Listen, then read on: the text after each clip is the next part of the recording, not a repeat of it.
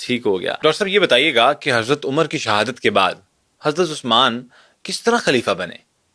حضرت عمر فاروق رضی اللہ تعالیٰ عنہ نے اپنی شہادت جب ان پر وہ پارسی غلام ابو لولو فیروز اس نے جب آپ کو وار کیا تو اس کے بعد جو اطباء تھے طبیب تھے انہوں نے بہت کوشش کی، لیکن ایک وقت کے بعد انہیں اندازہ ہو گیا کہ آپ کو بچانا ممکن نہیں ہے. ٹھیک. تو حضرت عمر فاروق رضی اللہ تعالیٰ عنہ نے جو سینئر صحابہ کرام تھے، بہت سینئر، بلکہ حضرت عمر کا اپنا بیان ہے، میں ایک شورا بنانے لگا ہوں اور ان لوگوں پر بنانے لگا ہوں کہ جن پر رسول اللہ اپنی آخری سانس تک راضی تھے. ٹھیک ہے. تو انہوں نے پھر ایک شورا بنا دی حضرت عمر نے، اور یہ آپ سمجھ لیں حضرت عمر نے بہت سارے ایسے کام کیے کہ جو اگر اسلام کھڑا رہا ہے نا قوت سے تو حضرت عمر کے دور میں اوکے. ساری ڈیولپمنٹس، انفراسٹرکچرل ڈیولپمنٹ ساری حضرت عمر نے کی. بلکہ میں ریکویسٹ کروں گا اس پر ہم ایک پوڈ کاسٹ کریں ضرور. صرف انفراسٹرکچرل ڈیولپمنٹس آف حضرت عمر پر. بالکل ٹھیک. بالکل ٹھیک. تو حضرت عمر نے اب آگے ایک جو ڈیولپمنٹ کی، انوویشن کی، وہ یہ کی کہ ایسے نہیں ہے کہ اپنا ایک فرد کو نامزد کر دیتے، نہیں، جو جوائنٹ وزڈم ہوتی ہے نا، وہ امرہم شورا بینہم، قرآن نے کہا مشاورت. آپ نے ایک شورا بنا دی 6 لوگوں پر مبنی. اچھا. اور اس میں جو تھے اپنا حضرت عبد الرحمن بن عوف کو شامل کیا، حضرت طلحہ کو، حضرت زبیر کو، حضرت علی کو، حضرت عثمان کو. ٹھیک ہے. اور اس کے ساتھ انہوں نے اپنے بیٹے عبداللہ بن عمر کو شامل رکھا، مگر وصیت کی کہ یہ اس کے تالیف قلب کے لیے ہے. ٹھیک ہے.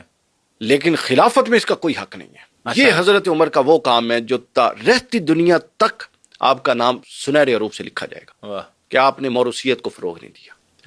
آپ نے فرمایا کہ تالیف قلب کے لیے فیل نہ کرے. خلیفہ کا بیٹا ہے نا، اتنے بڑے منصب، تو فیل نہ کرے، اس کو مشاورت میں بٹھانا ہے، مگر خلیفہ کے لیے یہ اہل نہیں ہے. ٹھیک ہے، یعنی شامل کر کے کہہ دیا نیپوٹزم والا سین. ہاں، یہ ایک واحد ہے ممبر اس شورا کا جو ڈسکوالیفائڈ ہے for to be a calf. اور اس کی کیا وجہ تھی کہ باپ سے بیٹے موروثیت نہ چلے، موروثیت نہ آئے. ہاں، صرف یہ ایک خالص. اچھا، اب یہ بھی تو ہو سکتا تھا کہ اتفاق سے لوگ چن لیں، لیکن پھر بھی الزام آ سکتا تھا نا کہ مطلب فیورٹزم کے. انہوں نے کہا یہ بن ہی نہیں سکتا، ڈسکوالیفائی کر دیا. اوکے. اب کیا ہوتا ہے، 6 افراد کی شورا ہے. اس 6 افراد میں حضرت عبد الرحمن بن عوف کا بڑا کلیدی کردار ہے. ٹھیک. انہوں نے سب سے کہا کہ تم سب اپنی ووٹ ایک ایک بندے کے حق میں دو. ٹھیک. حضرت زبیر نے حضرت علی کے حق میں دے دی، صحیح، کہ میں چاہتا ہوں علی خلیفہ بنے، حضرت زبیر ایک طرف. ٹھیک ہے. حضرت طلحہ نے حضرت عثمان کے حق میں دے دی، حضرت طلحہ ایک طرف. ٹھیک ہے. ٹھیک ہے. اب 3 بندے رہ گئے، حضرت علی، حضرت عثمان، عبد الرحمن بن عوف. ٹھیک ہے. اس کے حضرت عبد الرحمن بن عوف نے کہا کہ اگر میں اپنے آپ کو خلافت سے دستبردار کروں تو پیچھے رہ گئے 2 بندے. صحیح. کیا تم مجھے اختیار دیتے ہو کہ میں 2 میں سے ایک کو چن لوں؟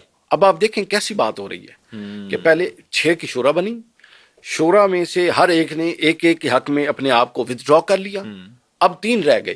3 میں سے ایک جو سینئر ہے وہ کہہ رہے ہیں کہ اگر میں اپنے آپ کو خلافت کے لیے ودرا کروں، یعنی فیصلہ وہ کر رہا ہے جو اپنے آپ کو ودرا کر رہا ہے. صحیح ہو گیا. تو کیا تم میری بات مانو گے؟ علی اور عثمان دونوں نے کہا کہ ٹھیک ہے. یعنی حضرت عبد الرحمن بن عوف نے خود کو کہہ دیا میں نہیں بنوں گا. ٹھیک ہے. اور میں بھی اپنے آپ کو ودرا کر سرنڈر کرتا ہوں. ٹھیک ہے. اب مجھے فیصلہ کرنے دو کہ میں دونوں میں سے جس کو بنا دوں. انہوں نے کہا جی اوکے. انہوں نے حضرت علی کا ہاتھ پکڑے ایک طرف لے گئے، سبحان اللہ، اور پوچھا کہ اگر آپ کو بناؤں تو آپ عدل، انصاف، فلاں فلاں فلاں تقاضوں کے مطابق چلیں. انہوں نے کہا چلیں. اگر میں عثمان کو بناؤں تو آپ بیعت کریں. انہوں نے کہا جی کر لوں گا. پھر حضرت عثمان کو پکڑ کے لے گئے. انہوں نے کہا اگر آپ کو بناؤں تو آپ ان شرائط کو پورا کریں گے. انہوں نے کہا جی پورا کروں گا. ٹھیک. اگر علی کو بناؤں تو آپ بیعت کریں گے. انہوں نے کہا کر لوں گا. ٹھیک ہے. یہاں صاحب ختم ہوگی بات. اس کے بعد انہوں نے آ کے حضرت عثمان کے ہاتھ پر بیعت کر لی. واہ. اور حضرت عثمان پر پہلی بیعت عبد الرحمن بن عوف نے کی اور دوسری بیعت حضرت مولا علی نے کی. واہ. اور اتفاق رائے سے حضرت عثمان کی خلافت منعقد ہو گئی. پھر اس کے بعد انہوں نے سب کو پیغام بھیج کر، طریقہ کار ہوتا تھا ووٹ آف کانفیڈنس لیا جاتا. صحیح. تو پھر تمام گورنر کو خطوط لکھے کہ شورا نے اس بندے کو بطور خلیفہ منتخب کیا، لہٰذا ووٹ آف کانفیڈنس لی. اور ہی واز دی 3rd خلیفہ. یس. اگر کوئی ڈفرنس آف اوپینین ہوتا ہے، ایسا نہیں ہے کہ اس کو خلافت کا جو ہمارے یہاں پورٹریٹ کرتے ہیں نا کوئی جبری نظام، ایسا نہیں تھا. لوگ ڈفرنس آف اوپینین کرتے تھے، ان کو بلا کے ان کی سنی جاتی تھی، ان کے مسئلے کو حل کیا جاتا تھا.